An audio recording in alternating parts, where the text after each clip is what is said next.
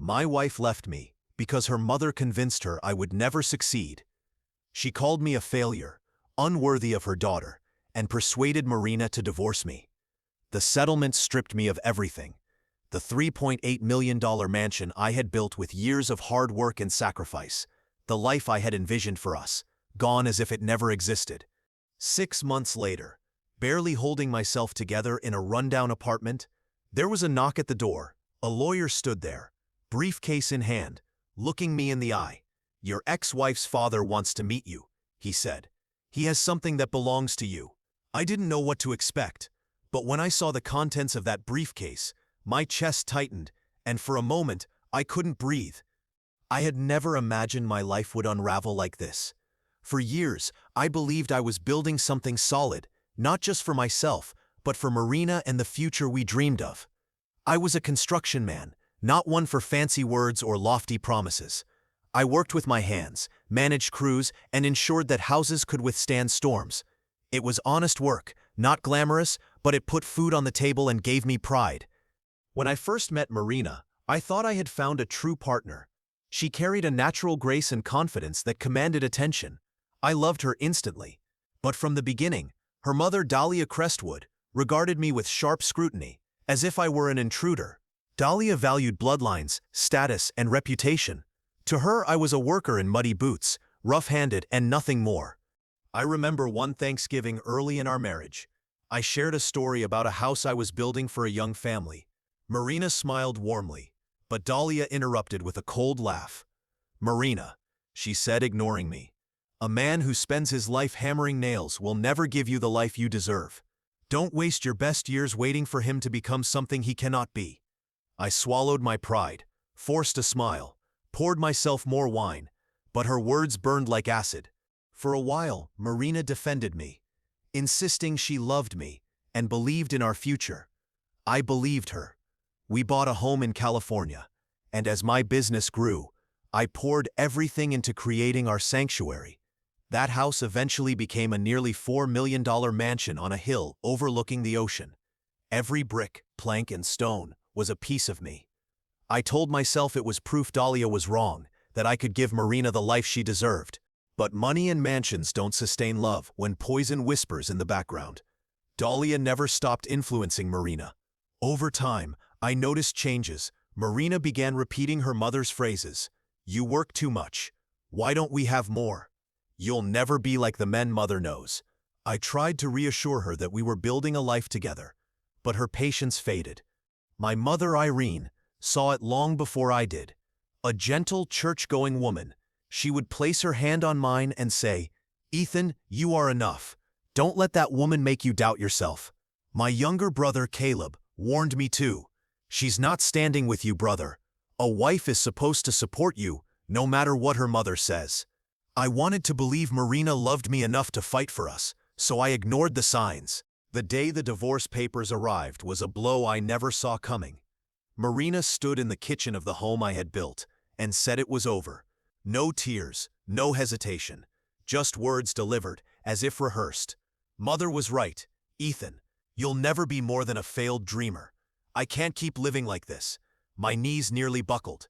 I wanted to ask how she could abandon everything we had built, but her eyes told me the decision was final. The divorce hearings were brutal. Dahlia sat in the courtroom, chin high, satisfied as lawyers dismantled my life. Marina walked away with nearly everything: the mansion, the savings, the cars. I was left with debts, scraps, and a hollow chest that seemed incapable of filling again. Walking out of the courthouse, I watched her drive away in the car I had bought, while Dahlia's smirk told me, without words, that I was finished. I moved into a small apartment afterward. Faded wallpaper, groaning pipes, rattling refrigerator. Every corner felt like defeat. I worked odd jobs to survive, refusing help from my mother or Caleb out of pride. I drank too much, stared at walls too long, and wondered if Dahlia had been right. Those 6 months were the darkest of my life. Each night, I replayed every failure, every choice that led me here. Marina was gone. Dahlia had won. I had nothing but memories of a life that felt stolen. I had assumed my story was over, that I had been cast aside for good. But life has a way of surprising you, when you least expect it. The weeks after the divorce were filled with a dull ache that never left. Each morning in that small apartment felt like carrying a weight too heavy to bear. Some days, I stared at the ceiling, wondering how I had gone from a mansion by the ocean to a sagging mattress in a room smelling of mildew. The humiliation wasn't just about losing money or property. It was about losing Marina, knowing she had decided I wasn't enough. The settlement left me nearly bankrupt. My construction business struggled, clients drifted away, and rumors began that Marina and her mother had been right, that I was finished. Dahlia never missed an opportunity to twist the knife. I remember one afternoon leaving the courthouse after signing over the mansion. She intercepted me in the parking lot, her perfume sharp and overpowering. "I told Marina you'd never amount to anything," she said, her voice cold. "You proved me right. Men like you always fall back into the mud where they belong." Then she turned, sliding into her black town car with the smugness of a lifelong victor. I gripped my fists so tightly my nails dug into my palms. My blood boiled, but my voice caught in my throat. Every night Dahlia's words replayed in my head. "You will never amount to anything." My mother tried to comfort me, bringing casseroles like she used to when I was a boy. "Ethan, a man's worth isn't measured by his house or bank account," she said gently. "It's measured by his heart." My younger brother Caleb was less delicate. One evening he walked in with a six-pack, slapped me on the shoulder, and said, "You are letting them win. Dahlia gets stronger every time you sit here drowning in self-pity. You're still breathing, and as long as you breathe, you can fight." I wanted to fight, but I didn't know how. The apartment felt like a cage, each day blending into the next. I worked odd jobs, patching roofs, repairing fences, barely scraping by. Nights were worse. I sat alone, staring at photographs of Marina and me, haunted by memories of a life that no longer existed. Pride stopped me from reaching out to her, and the memory of her final words in the kitchen, "You'll never be more than a failed dreamer," stood as a wall I could not climb. One evening, I passed the mansion I had built. The lights glowed warmly. I imagined walking through the door, sitting by the fire, hearing Marina call my name. But another car was parked in the driveway, unfamiliar. The reality hit. She was moving on, likely with someone her mother approved of. I stood in the shadows until the cold forced me back to my apartment. That night, I realized my marriage wasn't just broken, it was buried. The conflict inside me grew sharper daily. I wanted to prove them wrong, to show Marina and Dahlia I wasn't the failure they painted me to be. But I was broke, defeated, out of options. My construction business was dying, my confidence gone, my future a barren road. I even harbored bitterness toward Marina's father, Harold Crestwood. I had met him only a few times and assumed he agreed with Dahlia, or at least did nothing to defend me. I resented him, lumping him in with the rest of the family. Then the unexpected happened. One afternoon, a knock on my apartment door changed everything. A man in a tailored navy suit stood there, briefcase in hand. "Mr. Rohr?" he asked. "My name is Simon Dillard. I represent Harold Crestwood. He wishes to meet you. He believes he has something that belongs to you." At the mention of Harold's name, my stomach tightened. I hadn't spoken to him in years, and I assumed he had remained silent or indifferent. Why now? My first instinct was to slam the door, but curiosity won. "Something only you can understand," Simon said, insisting on explaining in person. I grabbed my worn jacket and followed him. The car ride was quiet, the city passing by in blurred streets and rundown shops. My mind raced. Was this a trap? A cruel trick by Dahlia to humiliate me further?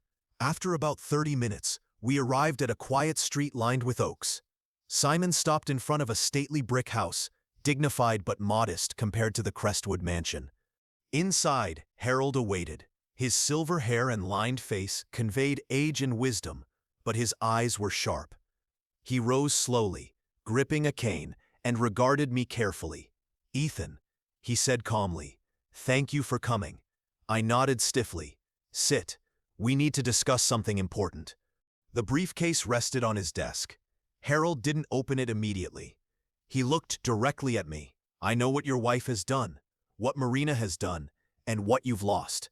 You may think I stood aside, but that's not true. I have something that was always yours.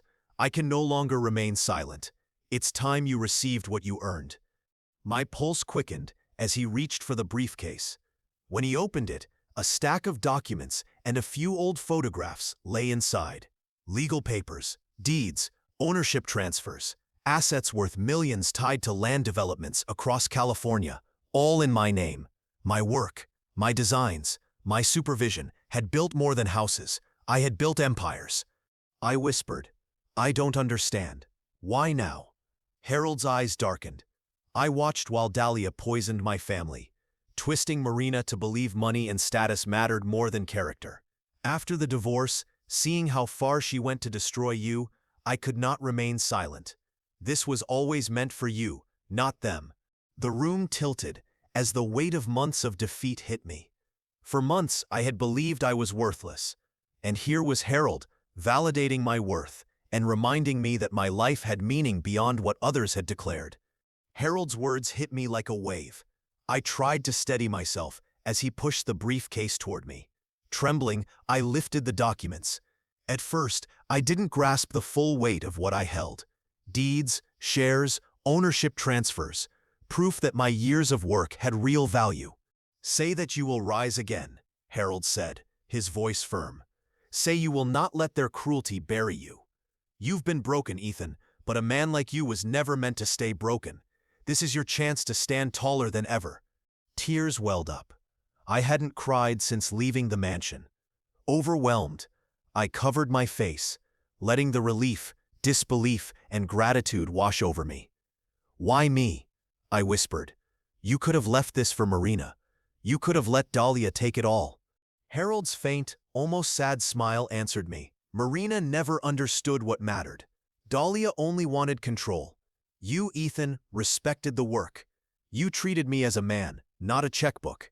You built with integrity. I never forgot that, and I will not let my legacy pass into hands that do not value it." The room fell silent. For so long, I had believed my story was over. Now, in minutes, my future had been rewritten. "This is not a gift," Harold said. "It is recognition. You earned this. Use it well.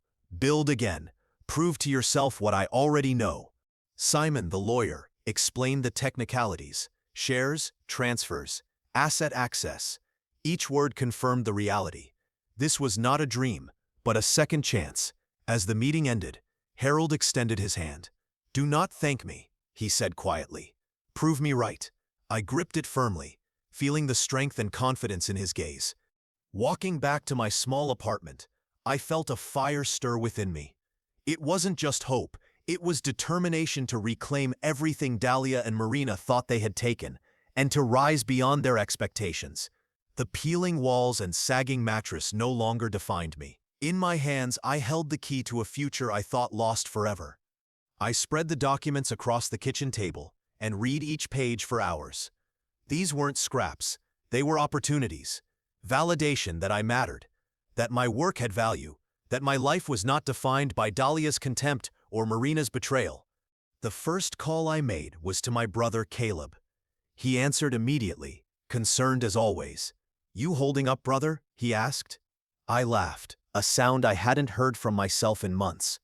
"Better than you think. I just left Harold's house. He gave me something I never expected."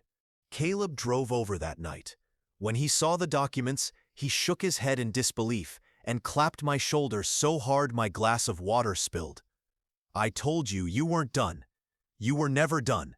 His words filled me with strength. With Harold's support and the assets he entrusted to me, I started again. I reopened my construction business, this time with new resources and determination. Every project felt like redemption. Each nail, beam, and wall reminded me I was not a failure. My crews noticed the fire in me and followed it. Within a year, the company thrived again.